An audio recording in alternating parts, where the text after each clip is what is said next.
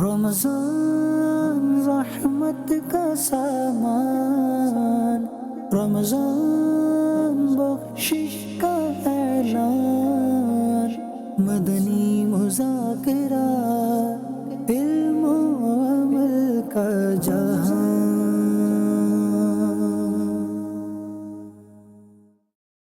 الحمد للہ رب العالمین والصلاة والسلام علی خاتم النبیین اما بعد فاعوذ باللہ من الشیطان الرجیم بسم اللہ الرحمن الرحیم الصلاة والسلام علیک یا رسول اللہ وعلی آلک واصحابک یا حبیب اللہ الصلاة والسلام علیک یا نبی اللہ وعلی آلک واصحابک یا نور اللہ۔ فرمان آخری نبی صلی اللہ تعالی علیہ وآلہ وسلم، جس نے دن اور رات میں میری طرف شوق و محبت کی وجہ سے تین بار درود پاک پڑھا، اللہ پاک پر حق ہے کہ وہ اس کے اس دن اور اس رات کے گناہ بخش دے۔ صلو علی الحبیب صلی اللہ علی محمد۔ 1445 ہجری کے رمضان المبارک کا 17واں روزہ عالمی مدنی مرکز میں کثیر عاشقان رمضان اور معتکفین جمع ہیں۔ مدنی مذاکرے کا سلسلہ، آپ سوالات کیجئے، ہر سوال کا جواب ہو بھی ثواب، یعنی درست دے پاؤں یہ ضروری نہیں، بن پڑا تو عرض کرنے کی کوشش کی جائے گی، بھول کرتا پائیں فوراً میری اصلاح فرمائیں، بھول ہونے کی صورت میں انشاءاللہ مجھے شکریہ کے ساتھ قبول کرتا پائیں گے۔ صلو علی الحبیب صلی اللہ علی محمد۔ علی رضا تعریت کر رہا ہوں نواب شاہ سے۔ میرے لئے سنت میراب سے سوال یہ ہے کہ لوگ یہ دعا کرتے ہیں کہ یا اللہ پاک میری عمر اس فلاں شخص کو لگا دے، یا سیدی سوال یہ ہے کہ ایسی دعا کرنا کیسا؟ کوئی حرج نہیں ہے، وہ حدیث پاک میں پیارے آقا صلی اللہ علیہ وسلم نے فرمایا، اللہ پاک نے جب حضرت آدم کو پیدا کیا تو ان کی پشت سے تا قیامت پیدا ہونے والی اولاد کو حضرت آدم علیہ السلام پر پیش کیا۔ وہ بولے اے رب یہ کون ہے؟ فرمایا تمہاری اولاد۔ حضرت آدم علیہ السلام نے ان میں سے ایک شخص کو دیکھا جس کی آنکھوں کے درمیان کی چمک آپ کو پسند آئی، عرض کی اے رب یہ کون ہے؟ فرمایا داؤد۔ عرض کی اے رب ان کی عمر کتنی مقرر فرمائیے؟ فرمایا 60 سال، 60 ایئرس۔ عرض کی مولا میری عمر میں سے 40 سال ان کی عمر بڑھا دے۔ حضرت آدم علیہ السلام کی عمر جب 40 سال کے علاوہ پوری ہوئی تو ان کی خدمت میں ملک الموت حاضر ہوئے۔ حضرت آدم علیہ السلام نے فرمایا کیا ابھی میری عمر کے 40 سال باقی نہیں؟ عرض کی وہ آپ اپنے فرزند داؤد کو نہ دے چکے؟ حوالہ ترمذی جلد 5 پیج نمبر 53 حدیث نمبر 3087 ماخوذن۔ مفسر قرآن حکیم الامت حضرت مفتی احمد یار خان علیہ رحمت الحنان فرماتے ہیں آدم علیہ السلام کی عمر 1000 سال تھی، آپ نے عرض کیا کہ میری عمر 960 سال کر دے اور داؤد علیہ السلام کی عمر پورے 100 سال۔ یہ دعا رب نے قبول فرمائی۔ اور یہاں جو یہ کہتے ہیں نا کہ عمر میری لگ جائیے، عام طور میں لوگ کہتے ہیں یہ دیکھ لیں اگر لگ گئی تو آپ کہاں کھڑے ہوں گے؟ مدینے میں بقی کے دروازے پر انشاءاللہ۔ مجھے لگتا ہے آج سے پہلے یہ اتنا گہرا پتہ نہیں تھا، آج کے بعد ماں باپ شاید احتیاط کریں گے۔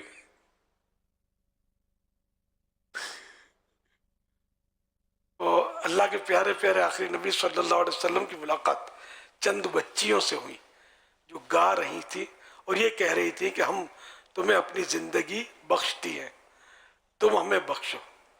آپ نے فرمایا یوں نہ کہو بلکہ یوں کہو احیانا و ایاکم، اللہ تعالی ہمیں بھی زندہ رکھے اور تمہیں بھی زندہ رکھے۔ فتاوی رضویہ شریف جلد 23 صفحہ نمبر 286 یا 284. میں نے اپنی عمر کے تعلق سے یہ حدیث پاک بھی ذہن میں رکھے. ہم ایک پھٹی بادام دینے کے لیے تیار نہیں ہے کسی کو. پوری آدھی عمر میری عمر لگ جائے اٹھا کر کے گرے تو عمر لگ گئی اور اب اٹھاؤ اس کو لے چلو قبرستان. یہ جملہ بولتے ہوئے سوچ لینا چاہیے. صلو علی الحبیب صلی اللہ علی محمد. میرا نام ہارون رشید ہے اور میں کھارادار میٹھادار سے بات کر رہا ہوں. میرا امیر اہل سنت سے سوال ہے کہ جو ماں باپ کو ہم دیتے ہیں اس کا حق، جیسے کہ کوئی کپڑا عید والے دن یا کوئی شادی بیاہ میں کوئی چیز لے کے دیتے ہیں، تو اسی طرح اپنی بیوی کے ماں باپ کو بھی دینا ضروری ہے. ضروری تو ماں باپ کو بھی نہیں اور بیوی کے ماں باپ کو بھی نہیں ہے. ویسے اپنے ماں باپ کے ہاتھ احسان تو کرنا چاہیے. ماں باپ اگر فرمائیں کہ سارا مال مجھے دے دو تو سعادت مند بیٹا تو ہے کہ سارا خزانہ سونپ دے کے اور پہنے کپڑے کے ساتھ کھڑا ہو جائے. اگرچہ بہت دشوار ہے لیکن یعنی کہ ماں باپ کے حق بہت زیادہ ہے. رسم و رواج ہو تو وہ شاید رسم و رواج کے طور پہ لوگ دیتے ہیں. اب اس میں بھی بعض اوقات ایسا ہوتا ہے نہیں دیں گے تو برا بھلا بولتے ہیں یا بدنام کرتے ہیں تو یہ پھر سسرال جو ساس یا جو بھی ہیں ان کے حق میں رشوت ہو جائے گا. اور اگر وہ غریب ہیں اور آپ احسان کے طور پہ دیتے ہیں تو دینے میں کوئی حرج نہیں. ہر مسلمان کو آدمی اگر دے تحفے کے طور پہ تو ثواب کا کام ہے. اس میں ساس یا سسر تو ایک طرح سے رشتہ دار ہیں تو صلہ رحمی کا بھی ثواب کمانے کا موقع ہے یہ. لیکن وہی بات کی میں نے کہ ضروری نہ اپنے ماں باپ کو، ماں باپ کی ضرورت پیش آ سکتی ہے دینے کی اور اس طرح ساس سسر کو بھی دینے کی ضرورت پیش آ سکتی ہے. یہ عام مسلمان کی حیثیت سے بھی بعض اوقات عام مسلمان کو بھی ضرورت پڑ سکتی ہے دینے کی اور ضروری ہو جائے. ایسی صورتیں بھی بعض اوقات ہوتی ہیں. لیکن بہرحال ایک احسان کرنا چاہیے، سسرال پر بھی احسان کرنا چاہیے. پھر اس سے محبت بھی بڑھے گی اور خاندانی معاملات جو مزید مضبوط سے مضبوط تر ہوں گے. صلو علی الحبیب صلی اللہ علیہ محمد. عموماً ایسا ہوتا ہے کہ شوہر مالدار ہوتا ہے اور اس کا پورا گھر بھی کھاتا پیتا ہوتا ہے اور بیوی کے جو ماں باپ ہوتے ہیں وہ اتنے زیادہ مضبوط نہیں ہوتے، بعض اوقات غریب بھی ہوتے ہیں. تو ایسے میں بیوی بعض اوقات یہ اپنے شوہر سے بات کرتی ہے، ریکویسٹ تو کیا کرے گی، بات کرتی ہے کہ میرے والدین کو بھی اگر آپ کی طرف سے کچھ مل جائے یا اگر آپ کہیں تو میں اپنے ماں باپ کو دے دوں. تو بعض اوقات چونکہ اب وہ امیر گھر میں چلی جاتی ہے بیٹی تو پھر وہ بعض اوقات اس طرح کا ہوتا ہے کہ اگر میرے غریب ماں باپ یا میرے غریب بھائی بہن ہیں، اگر ہم اس کی کچھ میں اگر اپنی طرف سے مدد کر دوں تو پھر ایسے میں بعض اوقات یہ شوہر کی طرف سے یا اس کے ماں باپ کی طرف سے ہوتا ہے کہ کیوں. تو ایسے میں اگر بیوی کی یا اس کے والدین کی اگر کچھ دل جوئی کا سامان ہو تو میرا خیال ہے کہ یہ ان کو برکت دلائے گا اگر ایسا کچھ ہو جائے تو. ہر مسلمان، کسی مسلمان کو جو غریب ہو، حقدار ہو، محتاج ہو تو اس کی مدد کرنا قارن ثواب ہے. اسی طرح سسرال کی بھی مدد کرے تو ثواب تو ملے گا. تو دینا چاہیے، اگر اللہ نے دیا ہے تو بالکل دیں. اسے تو گھر بھی مضبوط ہوگا نا. ضمناً فوائد ہی فوائد ہیں. سائیڈ ایفیکٹ بظاہر تو کوئی نظر نہیں آتا سوائے اس کے کہ اپنا نفس نہیں مانتا، نفس بہکاتا ہے، پھر شیطان بہکاتا ہے، گھر کے افراد بعض اس کو پسند نہیں کرتے. ہاں سسرال سے لینا یہ ضرور معیوب ہے، لیکن سسرال کو دینا لڑکے کا یہ معیوب نہیں ہے بلکہ یہ گڈ سائن ہے. میں تو سمجھتا ہوں اس میں والدین کو چاہیے بیٹے کے کہ وہ اس میں بیٹے کو سپورٹ کریں اور اس کی حوصلہ افزائی کریں، نہ کہ اس کو تنقید کا نشانہ بنائیں کہ تو سسرال کا ہو گیا ہے اور بیوی کا ہو گیا ہے. اس طرح کی باتیں کرنے سے پھر وہ بیچارہ کنفیوز ہو جاتا ہے کہ کیا کروں. پھر دیتا تو ہے پھر چھپا کر دیتا ہے، پھر ماں باپ کو بتا کر نہیں دیتا. اگر ماں باپ کے ذریعے بھی جائے گا تو زیادہ فائدہ ہوگا انشاءاللہ. دونوں خاندانوں میں محبت بڑھ سکتی ہے. بالکل. میرا یہ سوال ہے کہ داڑھی جس کی گھنی نہیں ہوتی تو وضو میں اس کا دھونا کیا لازمی ہے؟ تھوڑی کے نیچے بھی ہو وہ بھی دھونا لازمی ہے؟ اور یہ بھی بتا دیں کہ وضو میں منہ کا دھونا کہاں سے کہاں تک ہے؟ جزاک اللہ خیر. چھدری داڑھی ہو، ہلکی ہلکی داڑھی ہو، وہاں کی جلد دھونی ہوگی، اور جہاں کبھی کہیں گھنی ہوتی ہے کہیں ہلکی ہوتی ہے، تو جہاں گھنی ہوگی وہاں بال دھلنے ہوں گے، وہ جلد ضروری نہیں ہے، لیکن غسل میں جلد بھی ساتھ میں دھونی ہے۔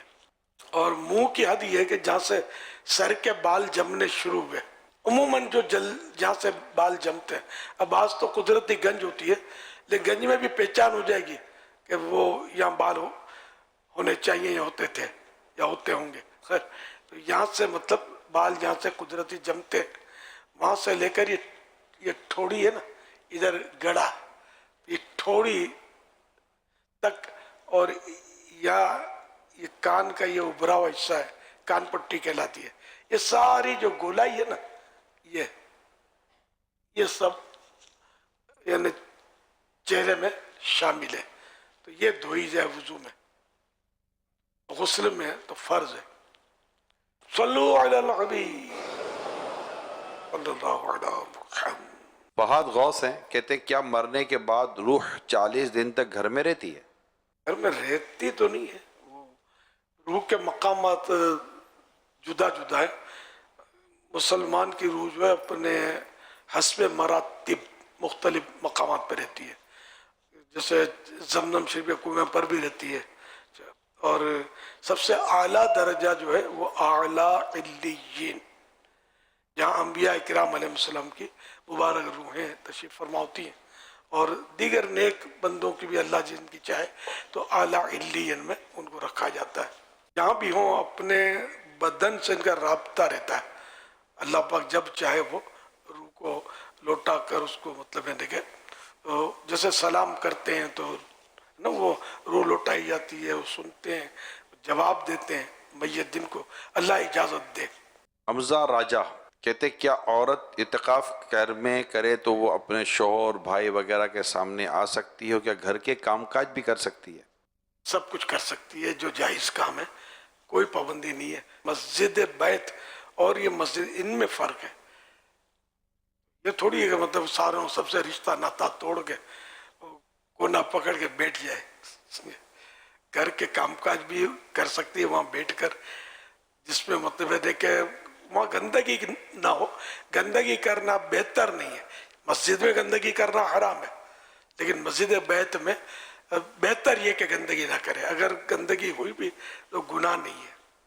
گھر کے کام کاج کے تعلق سے ایسا ہوتا ہے کہ بعض اوقات ضرورت ہوتی ہے کہ سب مل کر کام کاج کریں، اس میں افراد کم ہوتے ہیں، کام زیادہ ہوتا ہے، تو اس میں ایک نکل آتا ہے باہر کہ میں تو اعتکاف کرنے جا رہی ہوں، میں کمرے میں بیٹھ جاؤں گی، تو سب کے وہ ہے نا حالت عجیب ہو جاتی ہے کہ اب لگتا ہے اس کا بھی وہ ہوتی ہوگی، کہ سارے کام اب ہمیں کرنے پڑیں گے۔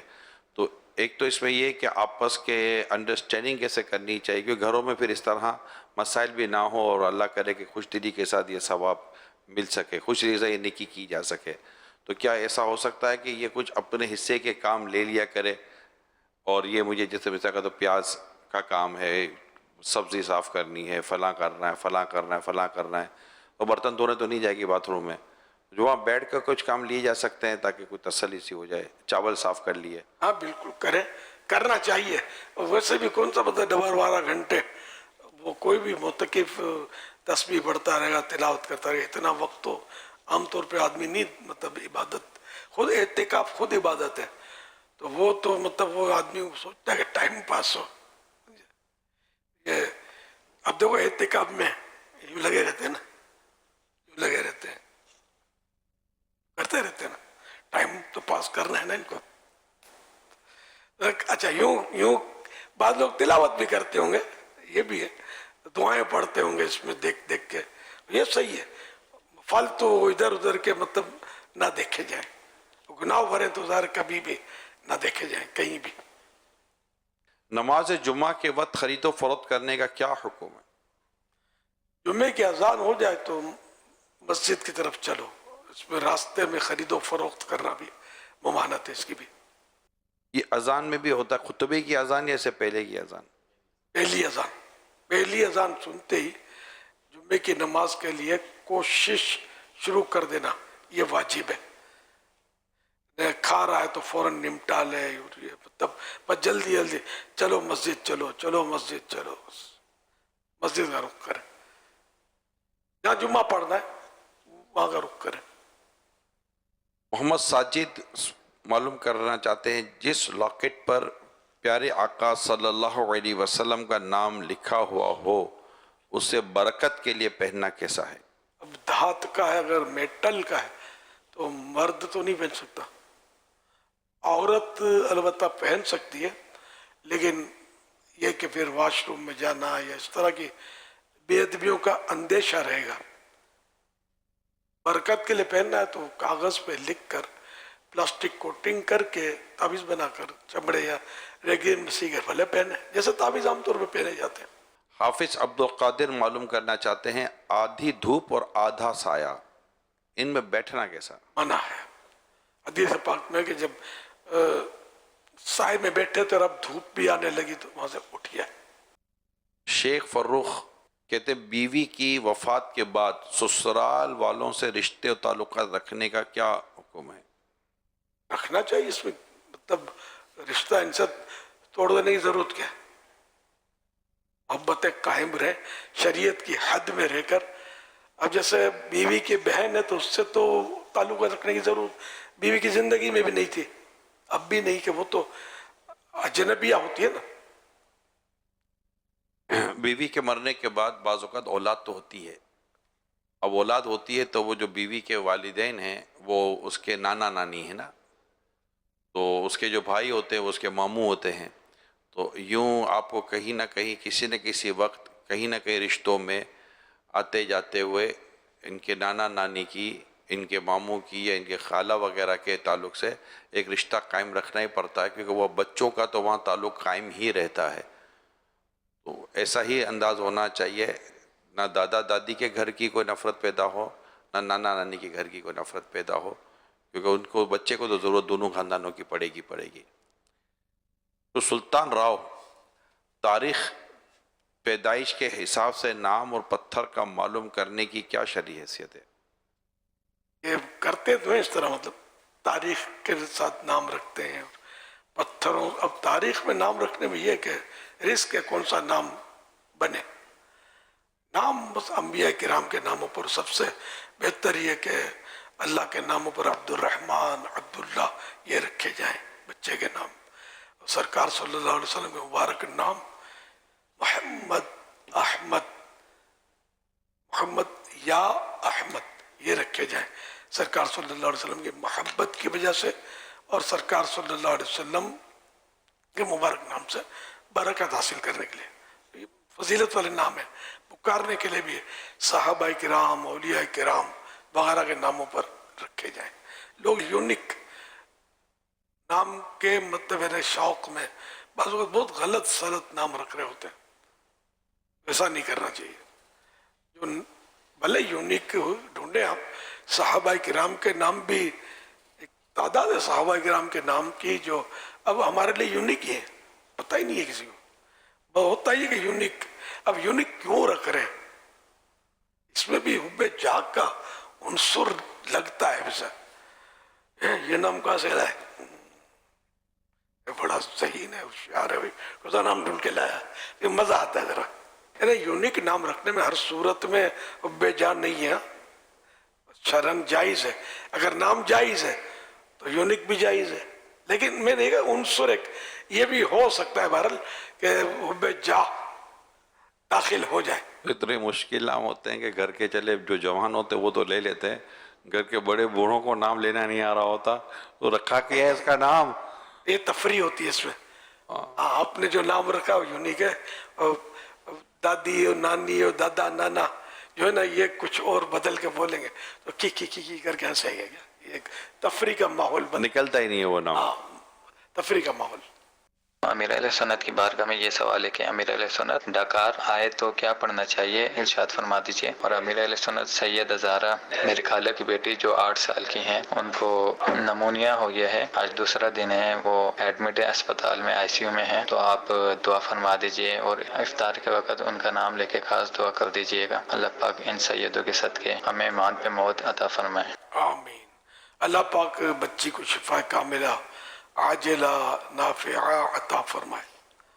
اللہ پاک رحمت کی نظر فرمائے. جب بھی ڈکار آئے تو الحمدللہ پڑھنا چاہیے، کیونکہ ڈکار ایک مصیبت تھی جو دور ہوئی، اس لیے اللہ پاک کا شکر ادا کرنا چاہیے۔ اچھا ڈکار کس کو کہتے ہیں یہ بھی شاید ہر ایک کو سمجھ نہ آتی ہو کہ یہ ہوتا کیا ہے ڈکار۔ آج اندازہ ہو جائے گا یعنی کس کس کو نہیں پتا ڈکار کیا ہوتی ہے؟ سب کو پتا ہے مطلب، ماشاءاللہ۔ اچھا ایک دو، اب ہاتھ اٹھنے شروع ہوئے، پہلے شرما رہے تھے شاید، ہاں اٹھ رہے۔ ڈکار کیا نہیں پتا، کوئی بات نہیں، مطلب یہ نہیں پتا تو میں نے مجھے اندازہ ہو جائے کہ میں اس کا انگلش نام بھی تلاش کروں تو انگلش بھی کہاں سمجھ پڑے گی ان کو۔ ہمارے یہ ہاں یہ اپنے یوروپین ممالک والے جو ہیں ان کو نہیں سمجھ آئے گی بیچاروں ڈکار شاید۔ ہاں بھائی انگلش میں کیا بولتے ہم نکالو یار، برپنگ، ڈکار کو انگلش میں بولیں گے برپنگ، مگر یہ آتی کس طرح ہے اب بتاؤ؟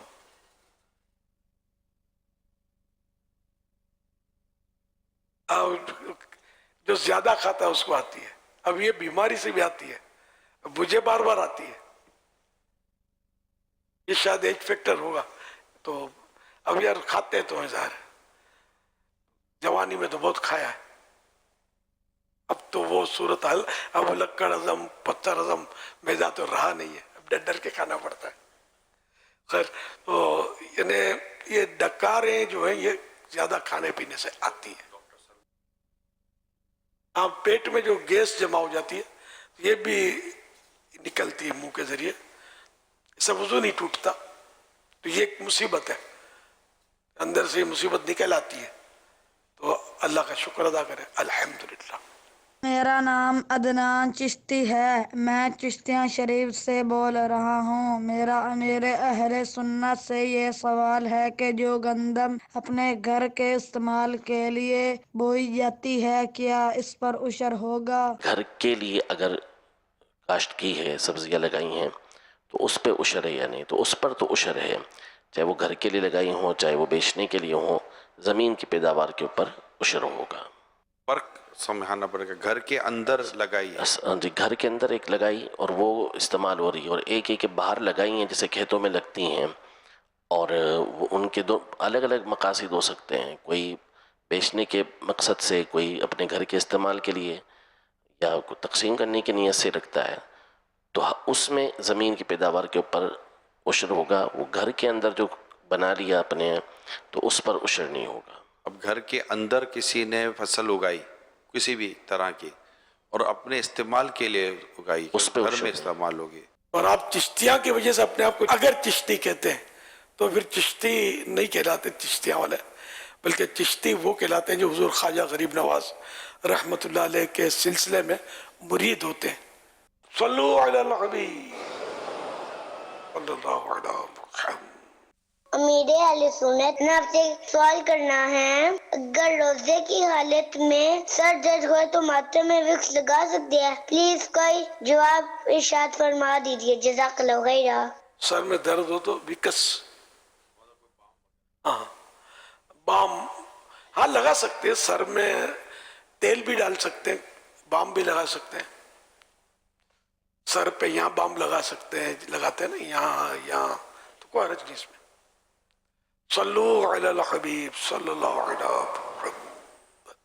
پیارے پیارے میرے اہل سنت، آپ کی بارگاہ میں یہ سوال ہے کہ اگر اسلامی بہن کو اکیلے اعتکاف میں ڈر لگتا ہو اور عبادت میں بھی سستی ہوتی ہو تو دو اسلامی بہنیں ایک ساتھ بیٹھ سکتی ہیں؟ جواب عنایت فرمائے۔ ہاں ڈر لگتا ہو یا نہ لگتا ہو، ایک سے زیادہ اسلامی بہنیں بھی مسجد بیت میں ایک جگہ پر مل کر اعتکاف کر سکتی ہیں۔ تو یہ جو اعتکاف کی بات چلی تھی مسجد بیت کی، تو جیسے کہ کوئی بھی کرنا چاہے تو اب گھر بعضوں کا اتنے بڑے نہیں ہوتے، یا پھر گھر کے کچھ مسائل ہوتے ہیں، گھر میں محرم ہوتے ہیں، اب وہ لڑکی کہے کہ میں اپنے ساتھ اپنے دوستوں کو بلا لوں گی تو فلاں کو بلا لوں گی، تو اب یہ اجتماعی طور پر جب پھر یہ شروع ہوگا، یا دو یا تین چار اسلامی بہنیں کیوں باہر سے آئیں گی، اور پھر گھر کا ماحول بعض اوقات ایسا سپورٹنگ نہیں ہوتا کہ وہ ہو، تو بے کیا پردگی آپ یہ مشورہ نہیں دیں گے کہ اس کو اپنے گھر میں اکیلا ہی اعتکاف کرنا چاہیے؟ باہر کی اسلامی بہنوں کو ہیں اب گھر کی ہیں، میری توجہ اسی پر تھی کہ گھر کا کوئی فرد بیڈ وغیرہ ساتھ میں بیٹی ہے، ماں گھبراتی ہے، ساس بہو بیٹھ گئی، ماں بیٹی بیٹھ گئی، بہنیں بیٹھ گئیں، اللہ کرے لیکن ساس وہ بیٹھے ہیں تو مزے کو مزہ وہ کام کون کرے گا؟ نند بولے کہ میں ہی رہ گئی ہوں. نظام حکومت سنبھال جائے گا. تو باہر والیوں کو اگر گھر میں نہ اجازت دی جائے، مطلب مشورہ یہی دیا جی جائے جی جی نہ کیا جائے، ٹھیک ہے. کہا کہ کلام سے بھی یہی بات نکلتی ہے کہ اسی طرح اپنے گھر کے اندر ہی اعتکاف کرے، یہی عافیت والی جا ہے، اس کے لیے بہتر ہے. وہ اسلامی بہنیں جو ضد کرتی ہیں کہ میری دوست بھی آ جائے گی تو میری جامعۃ المدینہ کی بھی آ جائے گی تو میری اسکول کی لڑکی دوست آ جائے گی، تو ایسا کچھ نہ کریں پلیز. اپنے گھر میں اعتکاف کریں. اگر آپ کے گھر کی والدہ ہیں، اس طرح جو گھر کی عورتیں ہیں وہ مل کر کریں تو الگ ہے، لیکن باہر والوں کو پلیز گھر میں نہ آنے دیا جائے. صلو علی الحبیب صلی اللہ علیہ وسلم. رمضان رحمت کا سامان، رمضان بخشش کا اعلان، مدنی مذاکرات